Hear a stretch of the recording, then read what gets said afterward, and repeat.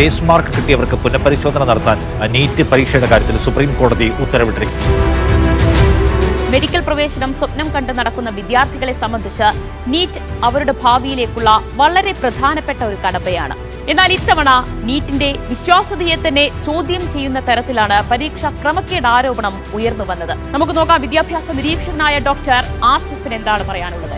First of all നമ്മൾ ഈ ഒരു കൺസേൺ കോടതി പരിഗണിച്ചിട്ട് എന്ത് ചെയ്തിട്ടുണ്ട്, ഈ വരുന്ന ഗ്രേസ് മാർക്കിലൊരു ക്ലാരിറ്റി കുറവുണ്ടായതുകൊണ്ട് അത്രയും പെർട്ടിക്കുലർ നമ്പർ ഓഫ് സ്റ്റുഡൻസിന് എന്ത് റീനീറ്റ് പറഞ്ഞിട്ടുണ്ട്. അപ്പോൾ ഇതുവരെയുള്ള ഈ വന്ന റിസൾട്ട് കംപ്ലീറ്റ്ലി റദ്ദാക്കിയിട്ട് ഈ വരുന്ന 23-ാം തീയതി 23rd ഈ ഒരു ഇത്രയും പെർട്ടിക്കുലർ നമ്പർ ഓഫ് സ്റ്റുഡൻസ് റീനീറ്റ് നടത്തി ഓൾമോസ്റ്റ് ഈ മന്ത് 30th ആവും ചെയ്യുക അത് റിസൾട്ട് വരിക. എന്നിട്ട് നോർമലൈസ് ചെയ്തിട്ട് കംപ്ലീറ്റ് റാങ്ക് ഒന്നും കൂടി പ്രസിദ്ധീകരിക്കാൻ ഉണ്ടാവുന്നുണ്ടാവുക. അപ്പം കുറച്ച് പേർക്ക് എന്ത് ചെയ്യുന്നുണ്ടാവും, ഈ പറയുന്ന ഇപ്പോൾ കേരളത്തിലാണെന്നുണ്ടെങ്കിൽ 200ന്റെ അടുത്ത് റാങ്കിൽ ഷിഫ്റ്റ് വരാൻ ചാൻസ് ഉണ്ട്. കംപ്ലീറ്റ്ലി ഒന്ന് റീസഫിൾ ചെയ്യും.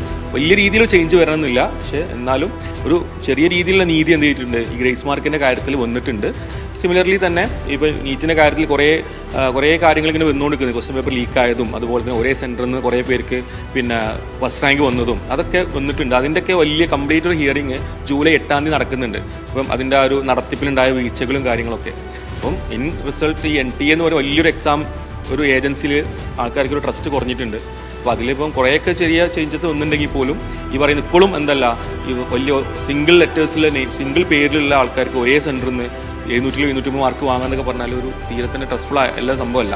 അപ്പം ഈ വരുന്ന ഈ ജൂലൈ 8ാം തീയതിയുള്ള ഹിയറിങ്ങിൽ നമുക്ക് എന്തെങ്കിലും പുതിയ സാധനങ്ങൾ വരുമെന്ന് പ്രതീക്ഷിക്കാം. കംപ്ലീറ്റ്ലി റീനീറ്റ് എന്ന് പറയുന്നത് ശരിക്കും ഒരു പ്രാക്ടിക്കൽ സൊല്യൂഷൻ അല്ല. അത്രയും കുട്ടികളെ കഷ്ടപ്പെട്ട് പഠിച്ചിട്ട് അവർ കംപ്ലീറ്റ്ലി ടച്ച് വിട്ടിട്ട് അതൊരു പ്രാക്ടിക്കൽ സൊല്യൂഷൻ അല്ല. വീണ്ടും പരീക്ഷ എഴുതുക എന്നത് ഒട്ടും പ്രായോഗികമല്ല. അതോടൊപ്പം തന്നെ നീറ്റ് എന്ന പരീക്ഷയുടെ വിശ്വാസ്യത ഈ ഒരു വിവാദത്തോടു കൂടി വളരെയധികം കുറഞ്ഞിരിക്കുന്നു. അത് ഇപ്പോഴും ചോദ്യചിഹ്നത്തിലാണ് എന്നതാണ് എടുത്തു പറയേണ്ടത്.